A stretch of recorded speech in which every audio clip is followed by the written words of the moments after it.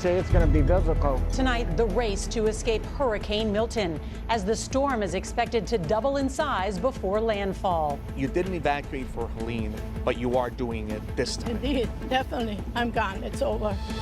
Breaking news, the bombshell claims, what a new book reveals about Donald Trump's secret phone calls with Vladimir Putin, as we learn what President Biden is saying privately about Israel's prime minister. All of a sudden, they just were multiplying overnight. And tonight's Eye on America, with just 4 weeks to go to Election Day. Could these blue and red dots be a sign of the times? Maybe it fits Nebraska nice. The CBS Evening News starts now.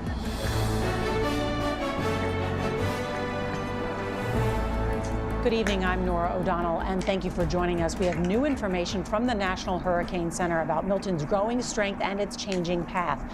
Millions are bracing for life-threatening impacts as the storm has re-intensified to a monster Category 5 with winds howling at 165 miles per hour.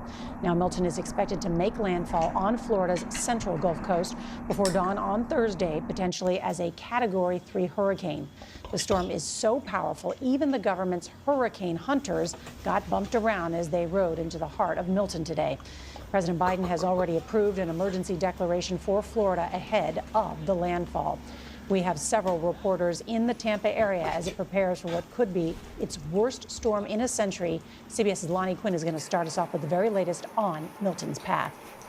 Good evening, Nora, and you're right. There have been some very modest changes from when you and I were talking last night. Number one, the storm went through an eye wall replacement cycle as it was sort of skirting the northern fringes of the Yucatan Peninsula, so it did lose some strength. It went down to a Cat 4. It's back now into the warm waters of the Gulf. It's back to a Category 5, like you were talking about. As far as landfall, we still see it in and around Tampa, but it's now a little bit to the south of Tampa. I'm talking a little bit, but it only takes a little bit to affect the storm surge numbers. We'll hear more about that a bit later. Let me show you what the storm looks like right now from high up in space. Get the lay of the land. Take a peek at where Florida and the Gulf is, and now let's put the storm on top of all of this. All right, it almost fills up the entire Gulf of Mexico, and the signature of rainfall with it. I'm going to give you a future projection of how this is going to work out. You'll very easily see the eye as it pushes towards Tampa. All right, notice there's your eye. The heaviest rain is on the northern side of it. Northern side of the eye wall picks up the biggest rain, biggest freshwater flooding, possibly a foot of rain. South, very small numbers for rainfall, but you would see the biggest storm surge. The only good news I had to really share about the whole thing is it pushes into the Atlantic. This does not go to the Carolinas. It will not exacerbate that problem. This is a storm solely for the state of Florida. We are keeping all eyes on this huge storm. Nora? Lonnie Quinn with that new track. Thank you very much. The mayor of Tampa has a blunt